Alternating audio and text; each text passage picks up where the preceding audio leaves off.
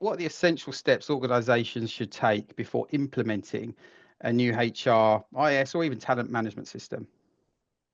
I think it can be really overwhelming. So I think a really good place to start, and probably seems quite obvious, but is what are you hoping to achieve by getting some new tech in place? And what are you in the market for as well? So are you in the market for a HRIS, or are you in the market for a broader tool? Are you looking for something that's going to help manage performance and recruitment, etc.? So I think being super clear on what it is that you're actually in the market for and what it is that you're hoping to achieve as well. So is that it's going to free up more time in the HR teams, that you can be doing more value add.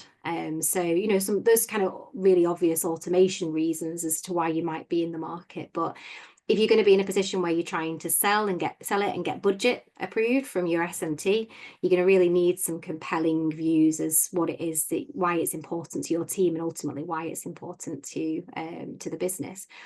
I think other things that you need to consider is like, and this will be different from company to company, but are you getting some tech that's going to help you scale? So is it tech that needs to be with you for the next few years? Is it a swap out? So are you terminating your current provider, and is it just a simple swap out? So you might be looking for some new features. And it's also going to depend on the size of organizations. So much larger organizations will probably go through like an RFQ, RFP process where they're going to go out to vendors.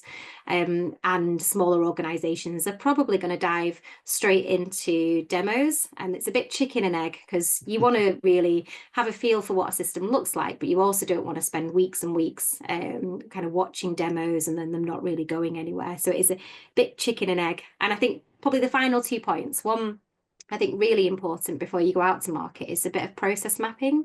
So it sounds a bit boring, but really, like, what is it that you're trying to automate, and what are you hoping to get out of that, and making sure that you don't miss anything, so that when you're looking at the features and the benefits of the different platforms, you capture it all. And then doing a gap analysis. So if you have already got a platform, what is it that you want more from a new platform? And kind of making sure that you've got that really comprehensive list of everything that it is you're looking for. So when you enter that demo phase, you can really kind of assess the different vendors between them. So it's really easy, I think, to forget when you're in demos, or was it this vendor who had this feature or that vendor, and you're going back through all your written notes. So I think having some sort of comparison as you go along is really helpful.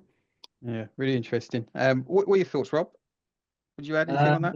I honestly agree with everything Sarah just said, but I guess just to add to that, before you even make a decision to implement a solution, and I'm saying this as somebody who runs a business who helps organizations to buy new tech, but the first bit of advice that I would give to anybody here is don't consider implementing a new solution unless you absolutely need one.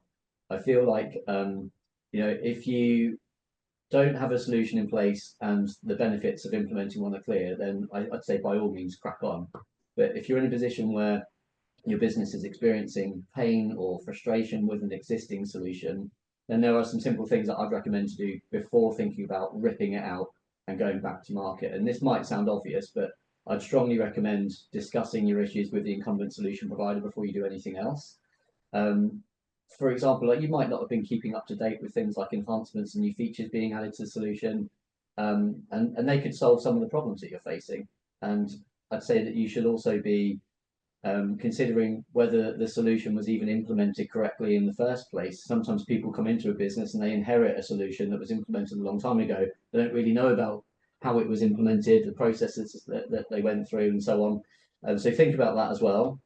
It could be that your business has gone through lots of change, but maybe the solution hasn't been updated effectively to accommodate those changes. So I would say that your current solution provider should always be your first line of support if you're considering replacement. Naturally, they're going to want you to stay, but you will get a feel very quickly, if there's a simple solution to your issues or whether they're going to take a great deal of time and workarounds to overcome those. But yeah, business case, process mapping, all of that stuff, I feel like, and there's a lot I could add to that as well, but I just wanted to, before we go into buying new tech, just evaluate the current solution provider and make sure that you're not making a mistake. It's not an easy thing to do, to move away from another solution provider. It takes time, it takes energy, it often incurs cost. But obviously I'm a big advocate of tech buying, and I'm here to help.